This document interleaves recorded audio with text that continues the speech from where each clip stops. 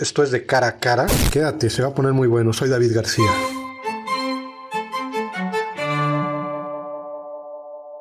Doctor Carlos Barrachín, un gusto tenerte. Primero de visita en la capital de Quintana Roo y tenerte aquí en el estudio. ¿Cómo estás? No, muchas gracias. Pues muy bien. Ya regresando por Navidad, como dicen, ¿no? Vuelve a casa por Navidad. ¿Cómo te ha tratado la Ciudad de México? ¿Cuántos años ya llevas allá? Pues todo el sexenio de Carlos Joaquín y este ratito, pues ya 6 años y algo, ¿no? 6 años y algo. Ahorita estás en la Ciudad de México, estás ¿qué es? ¿INESIM? ¿Cómo se llama? IMESDEM. Estoy en el Instituto Mexicano de Estudios Estratégicos y de Seguridad Nacionales, que es un instituto que pretende a medio plazo ser como el tanque de pensamiento del ejército mexicano y que ahora lo que pues estamos naciendo, ¿no? Y lo que estamos impulsando es el doctorado, un diplomado y pues muchos seminarios. No paramos de trabajar como locos, la verdad, con un equipo de trabajo genial, gente muy buena. Y bueno, es un instituto que está dentro de la Universidad del Ejército y la Fuerza Aérea y pues es una cosa muy padre poder participar de la creación de algo que tiene tanto, ¿cómo se dice? Del que se espera tantas cosas, ¿no? Porque pues estamos ayudando a poner las bases y trabajando mucho. Acabamos de sacar los primeros doctores que han tenido un programa de 3 años más o menos. Militares, doctores. O sea, doctorados. Hay militares y hay civiles, por ejemplo, ya va a entrar el 4.º año de la 4ª antigüedad, por así decirlo, y la mitad son civiles y la mitad son militares. Y pues llevamos ya 4 antigüedades. Acaba de salir la primera, los primeros doctorados, que de hecho pues me tengo que regresar para estar el día 29 de diciembre en la graduación de los 6 primeros. Ya pasaron su examen de tesis, porque yo soy el director del general Fulón Van Lisun, que fue subsecretario de la Defensa, y entonces se tituló con una tesis sobre educación militar muy buena, me da mucho gusto haber dirigido al general Fulón, porque es un tipazo, y entonces pues es el primer doctor que se doctora en las Fuerzas Armadas, ¿no? Y va a venir el secretario de la Defensa y pues tenemos que estar ahí para vestirnos de doctores. O sea, anteriormente los militares no se doctoraban. O sea, era solo la carrera de la milicia, reciben grados, y, bueno, aunado a las preparaciones que reciben ellos, ¿no? Por parte del ejército. Sí, la Universidad del Ejército de la Fuerza Aérea tiene desde el Colegio Militar, donde entran de cadetes y pues salen tenientes, subtenientes. Tiene ¿cómo se llama? Bueno, tiene la escuela de sargentos, tiene la escuela de guerra, donde hacen Estado Mayor y donde ahora tienen un par de maestrías. Luego tiene el Colegio de Defensa Nacional, que es lo que históricamente pues ha sido la institución más importante de educación militar, que otorga el grado de maestría y que también dentro de la carrera profesional militar pues está habilitado pues para que asciendan a generales o almirantes, ¿no? ¿Es donde está el coronel Aguirre? No. El general Aguirre Osunza es el director del Colegio de Defensa Nacional, que es chetumaleño y pariente tuyo. Y ¿cómo se dice? Muy, muy agradable, me llama paisano. Sí han tenido contacto. Sí, cómo no. Y luego pues se creó el IMESDEM, el Instituto Mexicano de Estudios Estratégicos, pues para impulsar dentro de las Fuerzas Armadas el que se pudiera... el que se pudieran obtener grados de doctor, lo cual no es nada sencillo, porque el doctorado, pues siempre lo he dicho, no es un grado nobiliario, es demostrar que sabes hacer investigación, y cuando pues agarras personas ya a mitad de carrera, es un poco lo que me pasaba en la Universidad de Anáhuac también, donde yo era el coordinador de titulación del posgrado y me dedicaba sobre todo al doctorado de Administración Pública, pues era el mismo perfil de estudiante, por así decirlo.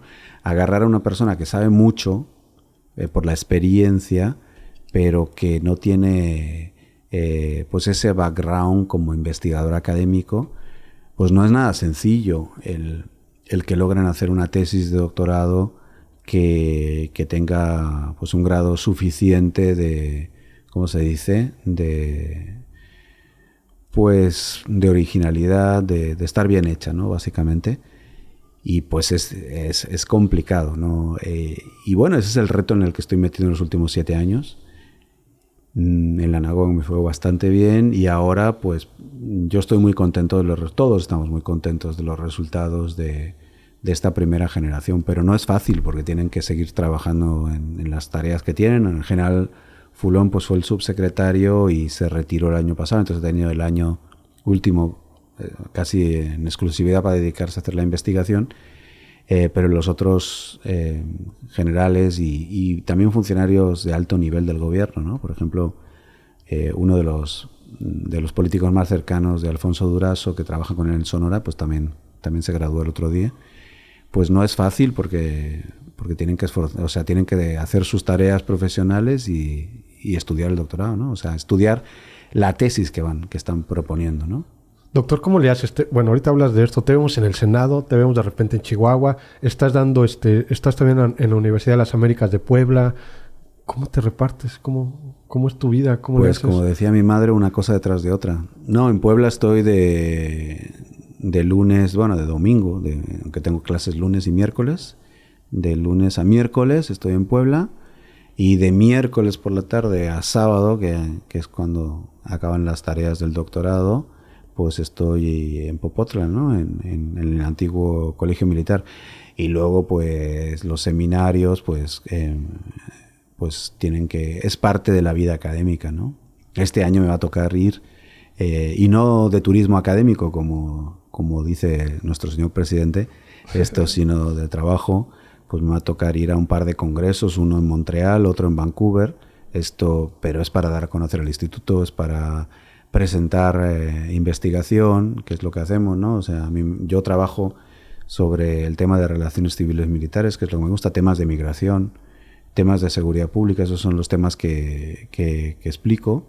Y entonces, pues bueno, y luego la gente pues te va invitando a un sitio, a otro, y acaba uno el año muy cansado. O sea, yo de hecho ahora no me he traído nada de trabajo porque estoy fundido, ¿no? Como se dice coloquialmente. Hablando tocabas ahorita eso, ¿qué papel juega Latinoamérica en temas de seguridad pública a nivel mundial, ¿no? Con países de Europa Pues lo que pasa en América Latina es algo muy complicado, que se ha vuelto más complicado en los últimos 40 años, de una forma por la explosión del crimen organizado.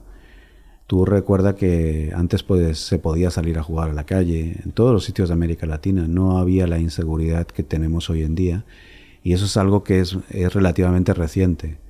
Es cierto que habían habido las dictaduras militares, es cierto que habían habido las guerras civiles en Centroamérica, es cierto que las desigualdades habían estado muy presentes en toda la región y que es la región más desigual del mundo.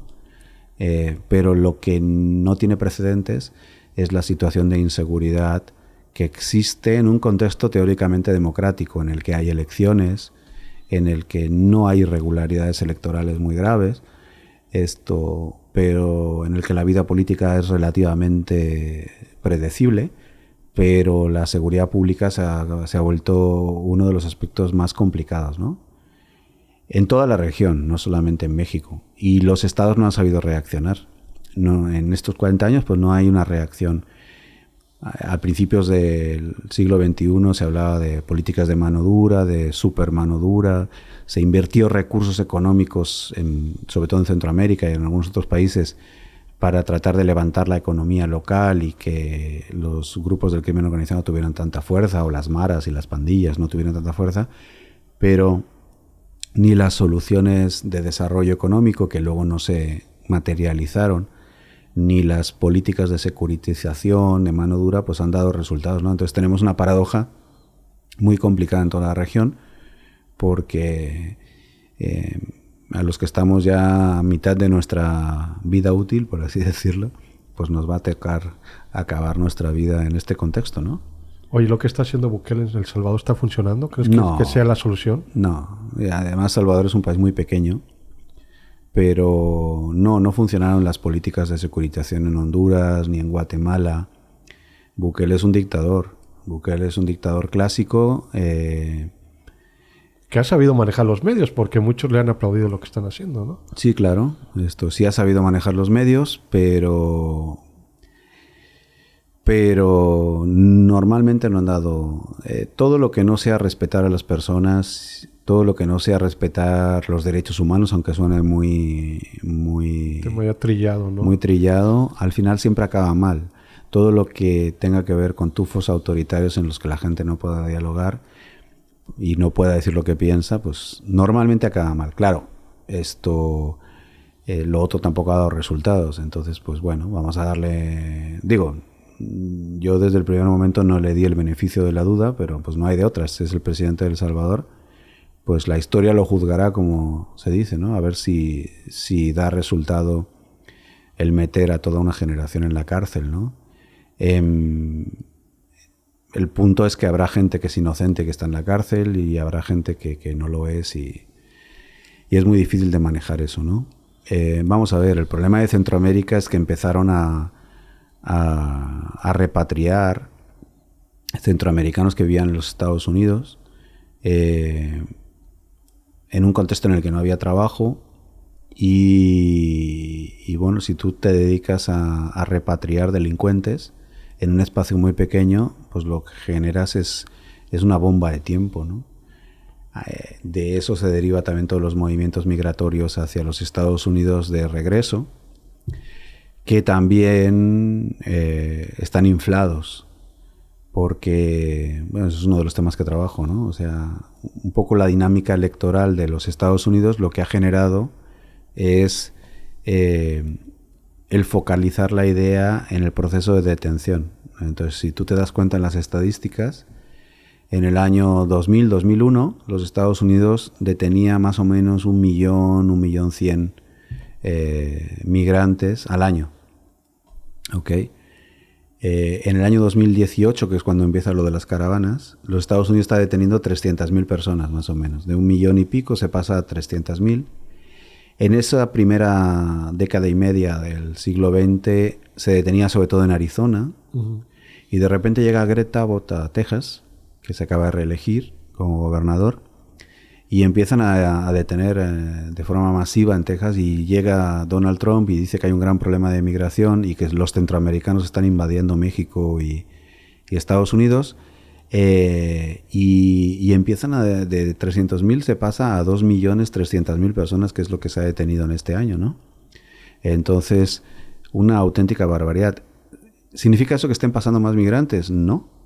Significa que están deteniendo más, porque tú detienes a la gente se regresa a México, luego vuelven a intentar pasar, luego los vuelves a detener, vuelven a intentar pasar, y así 2 o 3 veces. ¿Hay una política migratoria en México que funcione o no ha dado resultados? No ha dado resultado, pero es que además lo que estamos visualizando es que no son los centroamericanos los que están siendo detenidos en un número mayor, sino que son mexicanos. Son mexicanos. Con este endurecimiento de la política de detención migratoria estadounidense por temas electorales, porque centroamericanos y mexicanos y otros latinos en los Estados Unidos desde hace 40, 50 años hay un montón en todas las ciudades donde tú te quieras encontrar, ¿no? Entonces, lo que se ha producido es una utilización del racismo, de la demagogia, para detener latinos con un ánimo electoral de ganar las elecciones. Le ha funcionado a Greg Abbott en Texas, pero no ha funcionado en Arizona y no ha funcionado en Nuevo México, donde han ganado los demócratas con el mismo discurso de odio y de victimización. En California no pasa, el número de detenidos en California es relativamente limitado y siempre los demócratas han tenido el poder, ¿no? Entonces sí ha habido una utilización política, y lo que sí han aumentado, eso sí, no hay duda, es el paso de venezolanos, de haitianos y de cubanos. El tema de los venezolanos tiene que ver con las restricciones que los propios Estados Unidos han generado al paso de personas venezolanas. Antes sí podían obtener la visa, antes sí podían obtener un paso más agradable, por así decirlo, menos complicado, y ahora no. Entonces pues se están deteniendo y se están regresando a México muchísimo en el último año. Oye, doctor, vimos que anduviste en Chihuahua. Un seminario de periodismo, fuiste invitado. Uh-huh. Vimos que hablaste del tema de Héctor Valdés, un compañero periodista. En algún momento tuve la oportunidad de tomar café con él en Don Cafeto algunos años. Un compañero, creo que no guerrillero del periodismo, al contrario, de los que levantan la voz, de los pocos que levantan la voz. Al ser periodismo independiente en nuestro país, ahorita en México, es una situación muy difícil. No solo en México, ¿no? También en países de Centroamérica. Y Héctor es parte del resultado de eso. Tú has estado en contacto con él, lo has ido a visitar a Santa Marta. ¿Qué está pasando ahí? Bueno, lo que está pasando es que hay un caso de construcción política de un delito y un encarcelamiento absolutamente injusto, fabricado, clarísimo, y que Héctor pues está purgando una condena de 6 años en unas situaciones de violencia y de mucha injusticia. Y me voy a explicar porque puede sorprender a la gente. O sea, ¿qué pasó con Héctor Valdés? Pues lo que pasó es que después de salir en La Mañanera, en el año 2019, en el que señalaba que tenía que huir de Quintana Roo por haber denunciado al narcotráfico y su relación con el gobierno del presidente municipal Víctor Mas en Tulum, pues lo acogieron dentro del mecanismo de protección a periodistas y bueno, él cometió la torpeza, porque sí se le puede calificar así, de darle asilo a una chica que conocía de Tulum con su hijo, que señaló que iba a cobrar la pensión de su madre. Luego Héctor se enteró que la madre se había muerto hace varios años, pero bueno, ese es otro ¿Eso otro fue tema. en Ciudad de México? Eso fue en Ciudad de México. Ciudad de México. Entonces esta chica, unos meses después, acusó a Héctor de violación. Y bueno, no hay ningún tipo de pruebas. Yo he leído el expediente y es muy interesante la construcción política del tema. Y lo voy a tratar de explicar lo que expliqué en Chihuahua de una forma lo más rápida y clara posible. Y si me queda alguna duda, pues me preguntas, ¿no? ¿Qué pasó? Bueno, hay como 3 personajes importantes ahí en esta escena. Una, el fiscal de Quintana Roo, Montes de Oca, que fue su procurador en la Ciudad de México durante muchos años. Otro actor importante es el que fue secretario de Seguridad Pública de Quintana Roo, Lucio Hernández, que fue el director del sistema penitenciario de la Ciudad de México y el director del Reclusorio Oriente y de Santa Marta Catitla, ¿no? Y otro personaje importante pues es el aparato de prensa del gobierno de Carlos Joaquín González. ¿Por qué estos 3 actores son importantes? Bueno, porque en torno al 11 de septiembre del año 2019, esta chica, Thalía, va a la fiscalía y señala que ha sido violentada sexualmente por Héctor. Incurre en muchas contradicciones. La verdad, yo he visto el expediente. Héctor vivía en un primer piso en el que todo se escuchaba. Ahí había porteros, no hay ruidos, no hay cosas extrañas, ¿verdad? Y durante una serie de meses ese caso queda archivado.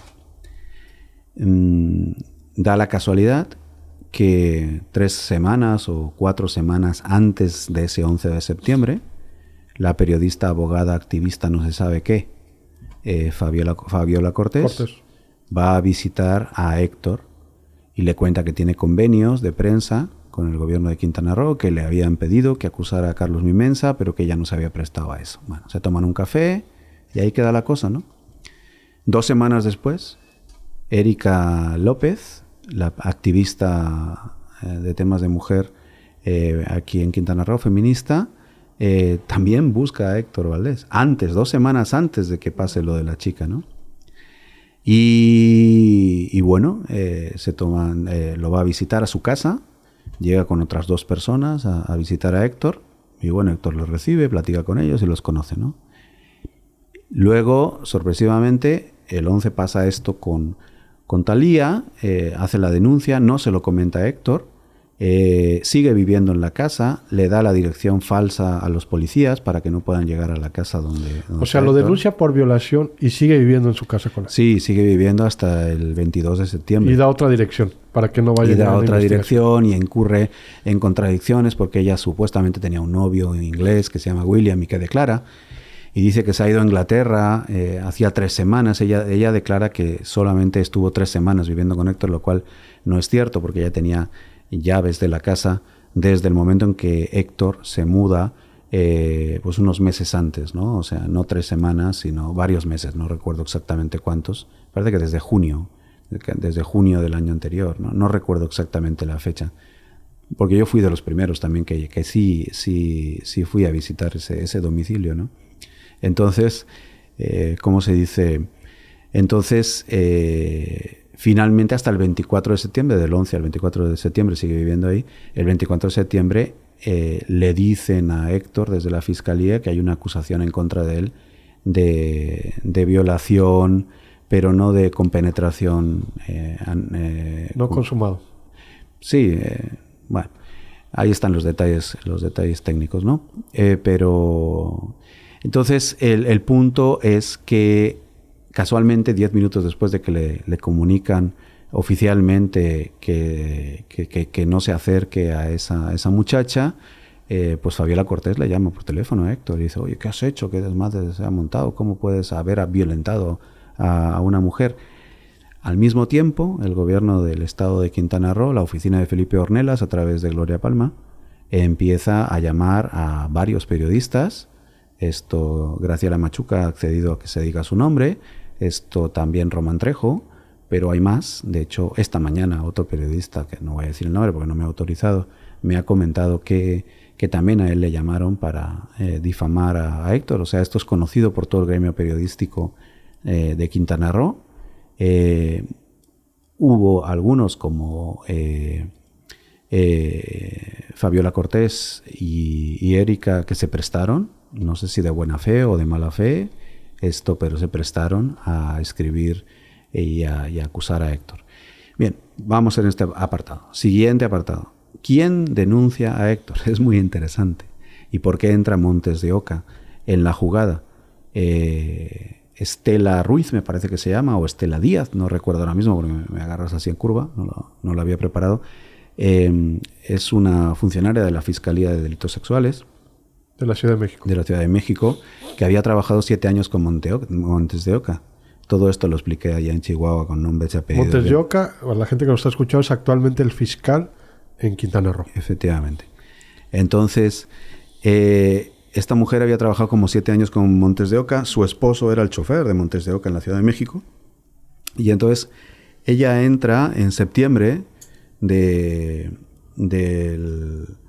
2019 como interina en la Fiscalía de Delitos Sexuales. Bien, ella es la que inicia la carpeta de investigación. Justo cuando ella está, es cuando se inicia, pero dura poco tiempo.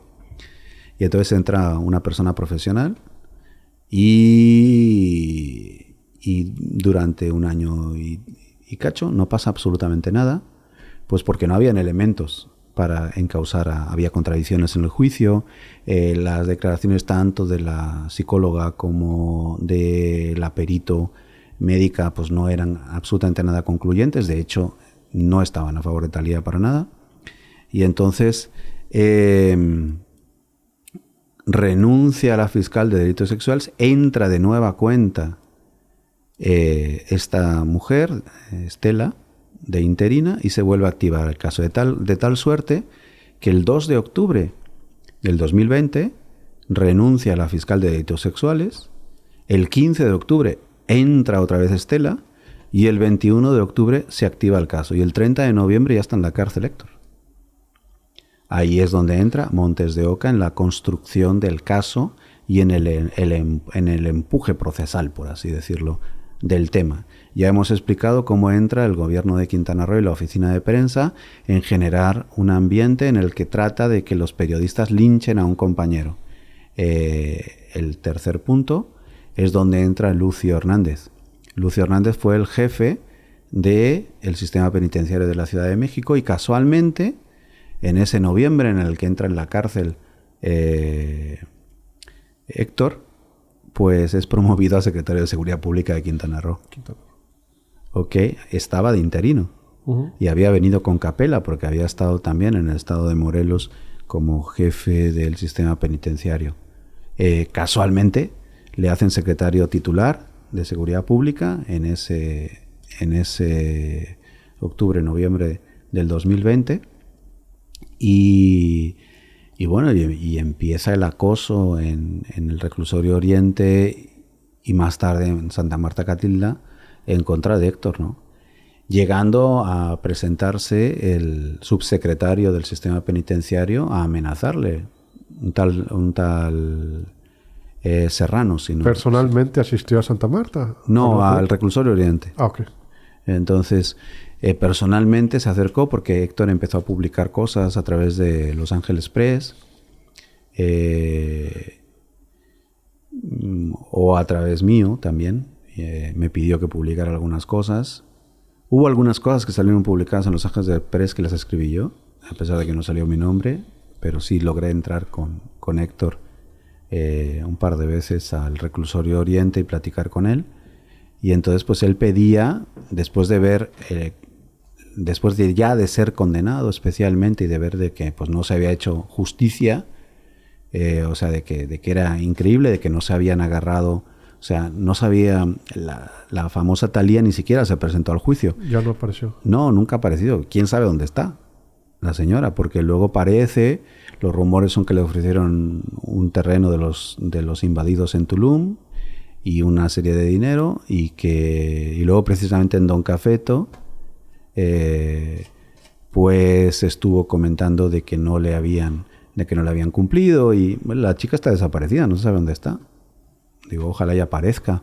No fue al juicio. Sí, en el momento del juicio, sí la fiscal la contacta por WhatsApp. Y ella dice que se siente amenazada porque Héctor es muy poderoso. Sí, en serio. Dice eso. Y que tiene amigos muy importantes y que no quiere viajar a la Ciudad de México. Y entonces le agarran por buenas, la jueza agarra por buenas las dos declaraciones que hace en septiembre del 2019. Y no contrasta absolutamente nada, no hay ningún tipo de investigación sobre esto, las verdades, las falsedades, las contradicciones. O sea, leyendo el expediente, que yo lo he leído varias veces, leyendo el expediente mínimamente te das cuenta de que es una construcción bárbara, ¿no? Y entonces eso fue lo que fui a explicar con nombres, con detalles, lo que fui a explicar a Chihuahua y lo que parece que ha empezado a preocupar a la propia jefa de gobierno de la Ciudad de México, que ya ha solicitado una tarjeta informativa del caso. Pero vamos a ver, porque Héctor no aceptó, la jueza le ofreció un pacto de darle 4 años de condena en lugar de los 6, que es la mínima por un caso de violación. Sí. Pero no te digo, no es el caso de violación que todos tenemos en la cabeza, sino de introducción de objetos o algo así. Entonces, porque si no supongo que sería más, no soy abogado, pero la pena va de 6 años a 17 años, la que él, si no me equivoco. ¿Ya fue enjuiciado él? No, ya fue enjuiciado, fue sentenciado a 6 años. A 6 años. Que es lo mínimo, porque no aceptó los 4 años. ¿Qué trato le daban con los 4 años? ¿Cuál era el trato para aceptar los 4 años? No, pues declararse culpable y entonces le daban 4 años de sentencia, ¿no? Y él dijo que él no era culpable y que no tenía por qué aceptar los 4 años y entonces le pusieron los 6 años.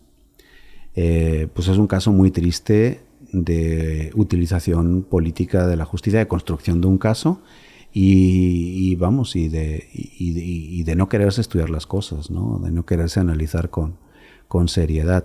Entonces, pues estamos tratando de hacer ruido, es lo que Héctor quiere, que es que la gente conozca la historia, que las autoridades pues lo vuelvan a ver, ¿no? Se está presentando un amparo, ya se ha presentado,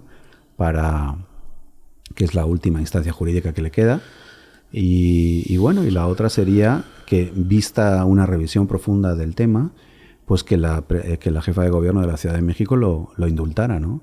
Porque realmente es una construcción desde el gobierno del estado de Quintana Roo, clara, vamos, un periodista español que vino a Chihuahua y que cuando oyó todo lo que yo estuve presentando dijo que le había desmontado el caso, ¿no? O sea, que lo había explicado con tanta claridad que era absolutamente evidente que era una construcción política. Pero, pues bueno. Prácticamente tú has sido su voz de Héctor en estos años que él tiene ahí. ¿Por qué? Porque, o sea, a pesar de que sabes lo que puede implicar esto, ¿no te ha dado miedo? ¿No has recibido amenazas? O sea... Doctor. No, las amenazas supongo que, ¿cómo se dice? A él no lo amenazaron. Cuando las cosas son de verdad no te llegan amenazas. La persona que ha hecho más ruido con él es Lupita Lizárraga de Los Ángeles Press. Una periodista muy, muy seria, muy centrada. Ahí en su página es donde se está publicando buena parte de todos los comentarios. Yo le estaba apoyando como un amigo, explicando las cosas. Yo tengo habilidad para explicar las cosas, para analizar, porque es mi trabajo. Entonces sí me he estudiado el caso, el expediente, lo he publicado en varias columnas desde hace años. ¿Los has compartido? Lo he compartido. Entonces, pues bueno, pues no sé, o sea, yo lo que estoy haciendo es ayudar a un amigo, tratar de explicar una injusticia que ¿cuántos es evidente. Héctor no ha de haber en las cárceles de México en todo el país? Efectivamente, y por eso cuando tú me hablas de Bukele y me dices sobre cómo está actuando, pues me da miedo, ¿no? Porque hay mucha gente, hay mucha construcción de culpables desde una perspectiva política o desde otro tipo de perspectiva, ¿no? Y de hecho Lupita Lizárraga pues se ha dedicado un poco a ir destapando algunos de los casos que tienen que ver con esa construcción de culpables, ¿no?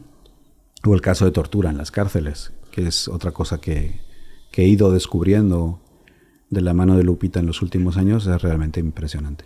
Fíjate que yo sigo muy de cerca al ministro Saldívar y he visto algunas cosas que está haciendo. Precisamente entró a la cárcel de Santa Marta Catitla para empezar a revisar ese tipo de casos, ¿no? Como el de Héctor y como de muchas mujeres también que están ahí de manera inocente, ¿no? Que les fueron armando expedientes o que tienen maridos poderosos que las han llevado a la cárcel, ¿no? Entonces creo que es un caso a lo mejor que podría llegar hasta ese nivel, pues para revisarlo.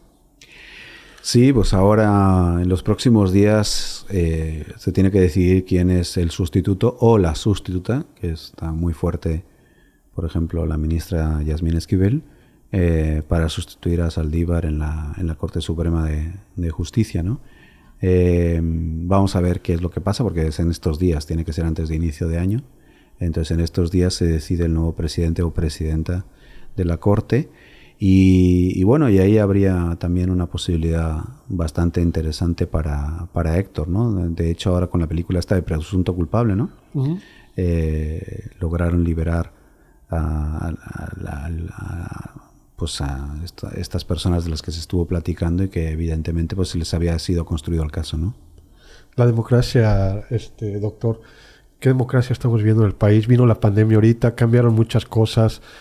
¿Qué estamos viviendo actualmente como mexicanos?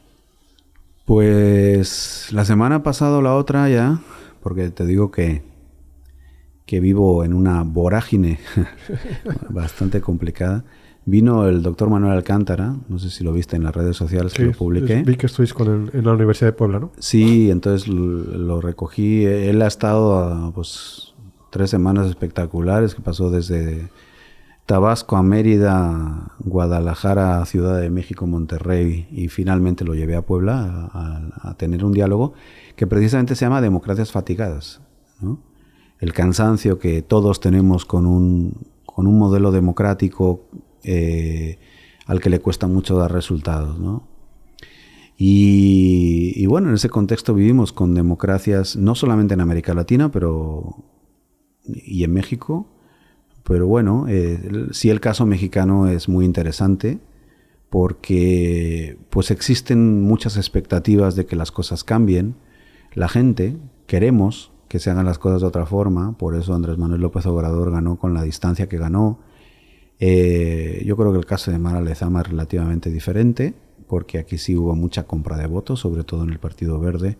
Especialmente eso lo demostré en un artículo, o sea, si no es absolutamente absurdo ver cómo levantaron votos en algunos distritos que pasaron de 300 votos a 9.500 sin tener estructura, y sin tener, y directamente al Partido Verde, o sea, no fueron a Morena, que sería lo razonable por el empujón del gobierno central, ¿no? Entonces eso solo se explica con la compra del voto, que además fue atestiguada por muchas personas, ¿no?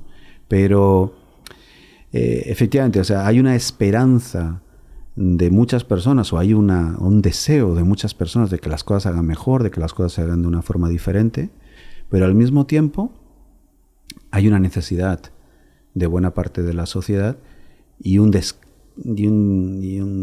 descrédito, una no creencia en el modelo democrático que hace que tú quieras obtener algo a cambio de forma inmediata. Sea trabajo, que todos lo necesitamos, eso es evidente, sea dinero por la compra de ese voto, porque no confías en los políticos y entonces como no confías en los políticos, pues entonces quieres recibir algo a cambio. Y eso está movilizando mucha gente. Los programas sociales, entre comillas, de dispersión de recursos del gobierno federal no son ni más ni menos que la compra descarada del voto, ¿no? O sea, no tiene otro nombre. Y el intento de acabar con jugar con la necesidad de la gente. Jugar con la necesidad de la gente y tratar de apropiarse del poder político a base del dinero. O sea, eso está muy claro. Y ahí no hay una intención de cambiar la forma de hacer la política en el país, como se vendió, la esperanza de México, ¿no? Creo que las elecciones solo están hechas para cambiar clases políticas, élites políticas, ¿no? O sea, sale una y entra otra, ¿no? Pero es que tampoco se han cambiado, David. O sea, a mí me da mucha tristeza, me decía Alcántara el otro día, y bueno, ¿y por qué no empiezas a trabajar nombre por nombre, no? Y a lo mejor sí, pero yo creo que ya mucha gente lo ha hecho y que es evidente, ¿no? Es obvio. Las clases políticas priistas están en Morena. O sea, el poder se recicla. Decían que es un error vivir fuera del presupuesto, ¿no? Y es cierto, porque todos tenemos que comer. Entonces, pero es absolutamente increíble cómo el presidente, las estructuras de Morena, han ido captando todas las formas antiguas de hacer política y bueno, y las están reactivando, ¿no? O sea, el tema de la compra del voto es increíble, el tema de no poder decir lo que opinas porque te caen en 20.000 ataques por todos los lados, desde una perspectiva o desde otra, ¿no? Pues eso es, ¿cómo se dice? Eso es lo que está pasando actualmente, ¿no? Viene 2024. ¿Cómo vislumbramos 2024? En el caso de la presidencia, varios ya han alzado la mano. Presidente, pues no va a seguir. Eso, bueno, creo que no hay reelección. No sé si pueda pasar esto en este país. Ya no nos asombra nada de todo lo que pasa en este país. ¿Cómo se ve desde el centro de la República? ¿Cómo lo perciben allá? Pues es muy interesante porque, por ejemplo, las dos manifestaciones que hubo recientemente, una a favor del INE y del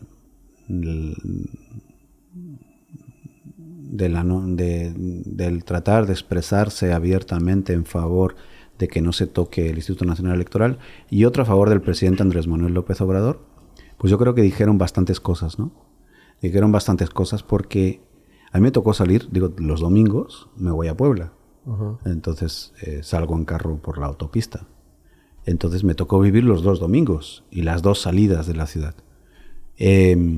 La primera manifestación, la organizada a favor del INE, por Ciudadanos, fue muy interesante porque no hubo una organización. Yo pensaba que no iba a ir mucha gente, sinceramente. No hubo acarreados. La gente se organizó. Sí, o sea, pero de forma sorprendente. Y a la salida de la Ciudad de México no te encontrabas camiones, no te encontrabas gente.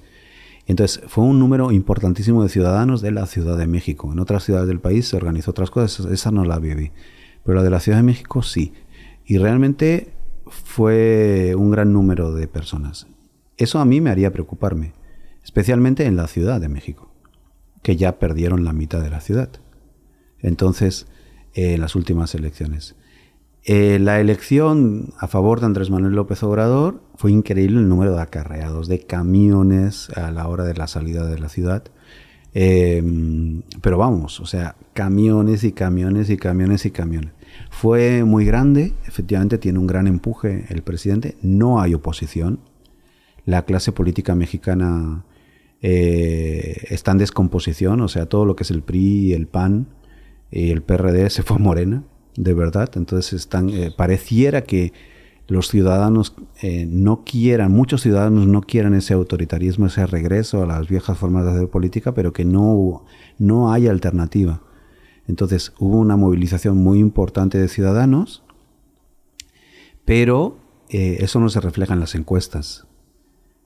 Mucho deberían de cambiar las cosas para que no fuera uno de los ungidos, o Claudia, o Marcelo, o Adán Augusto, el próximo presidente de este país, ¿no? O sea... ¿Va a quedar ahí? Yo creo que sí, yo creo que... Movimiento Ciudadano no juega aquí, aunque ha ganado fuerza en algunos estados, en el centro del país igual. Es que también el Movimiento Ciudadano, bueno, también se está reproduciendo la vieja clase política. Entonces, el senador Pecha ahora está en Movimiento Ciudadano, por favor, o sea, ¿de qué estamos hablando? El propio Dante Delgado, ¿no? Entonces, yo creo que sí, Movimiento Ciudadano va a ser un actor emergente porque se necesita una oposición.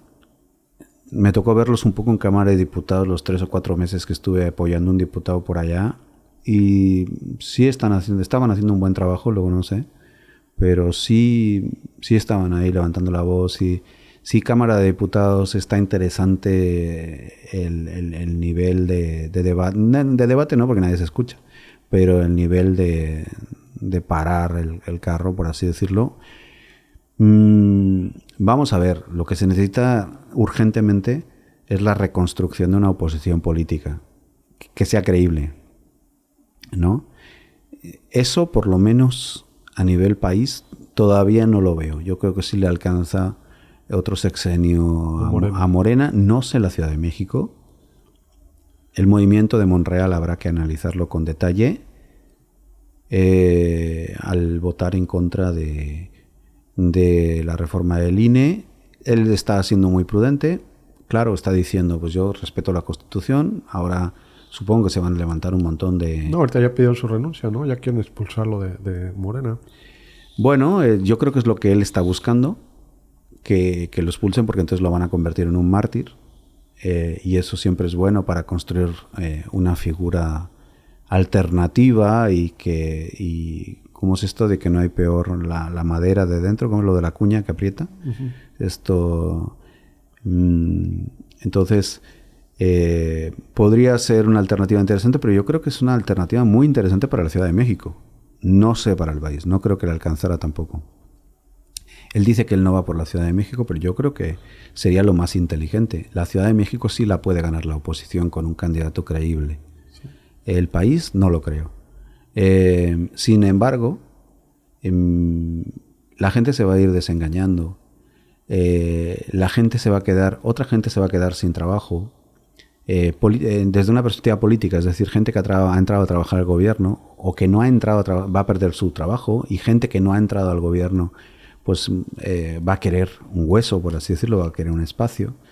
Entonces, el movimiento es dinámico, y entonces yo creo que a medio plazo sí o sí va a tenerse que reconstruir una oposición política.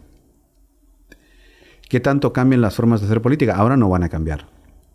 Más adelante, hacer política no es sencillo, porque pues gobernar no es sencillo, no es algo fácil, aunque tengas la buena voluntad. Y vivimos en una sociedad muy compleja, con una presencia de crimen organizado muy importante, con unos niveles de violencia impresionantes. Entonces, la desaparición de la financiación política de los partidos, o la reducción, lo que va a generar es una presencia del crimen organizado todavía más fuerte en la financiación de campañas electorales y de empresarios. Que ya lo es decir, son tan corruptos los políticos o los partidos políticos que buena parte de la financiación de las campañas ya provenían de actores externos o del bolsillo personal de candidatos. Las campañas se pagan, las candidaturas se compran. Uh-huh. Eso es lo que hemos estado viendo en Quintana Roo, con Morena, con el PT, con el Verde, con el PRI. Con el PAN no lo puedo asegurar, pero seguramente también. Las candidaturas se compran, y si no, pues no te puedes presentar a una elección. Sí, es lo que te decía hace rato. Creo que las elecciones son para cambiar nada más élites políticas, ¿no? O sea, los políticos con dinero, ¿no? O sea, pero son los mismos. Sí, o sea, quien tenga más lana es el que se la lleva, ¿no? Uh-huh. O sea, al último, hace años, y creo que en algún momento te comenté si la democracia realmente existía en nuestro país, ¿no? Y te estoy hablando de un libro que leí hace 20 años donde decían que no había democracia en nuestro país, ¿no?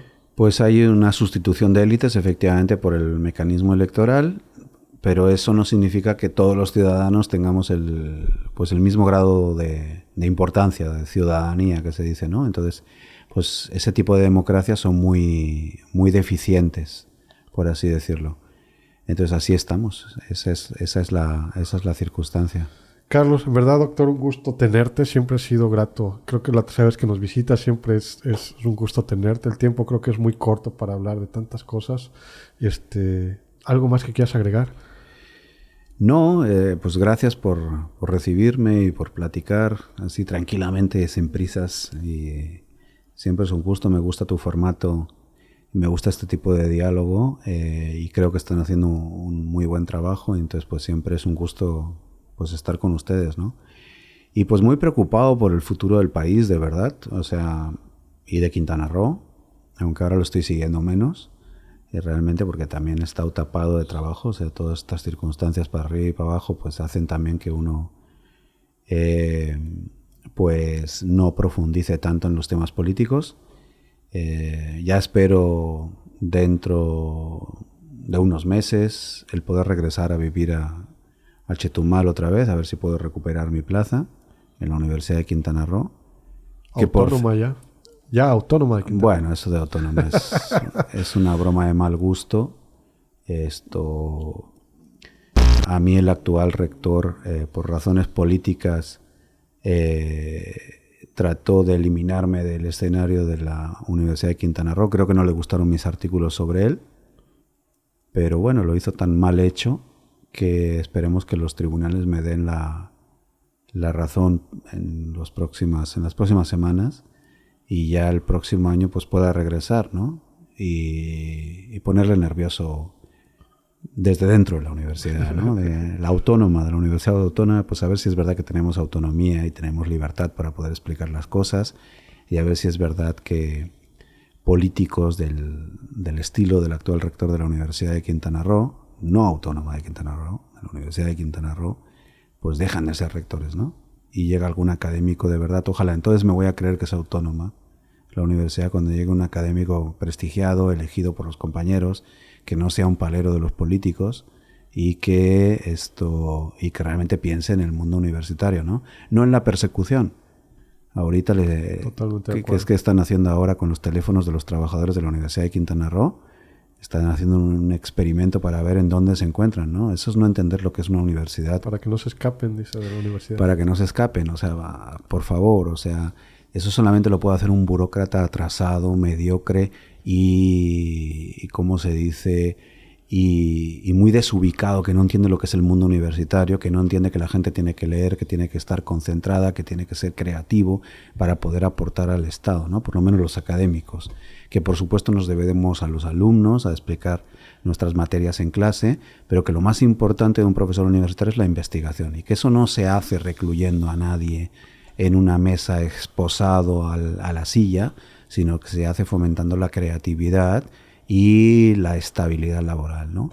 Entonces, mientras políticos como el actual rector de la Universidad de Quintana Roo estén dirigiendo esas instituciones, o semiacadémicos estén dirigiendo sindicatos o supuestos sindicatos que existen en la universidad para hacer de paleros del gobierno, pues mientras eso funcione, pues no vamos a tener una universidad autónoma. Totalmente de acuerdo. Carlos, muchas gracias por venir. Muchas gracias a ti por la invitación. Carlos Barrachín, el doctor Carlos Barrachín, un gusto tenerlo aquí. Gracias a nuestro productor Israel Gómez, a Dolmi, que hoy no lo vi muy activo con las fotos, pero seguramente las tomó. Gracias, buenas noches.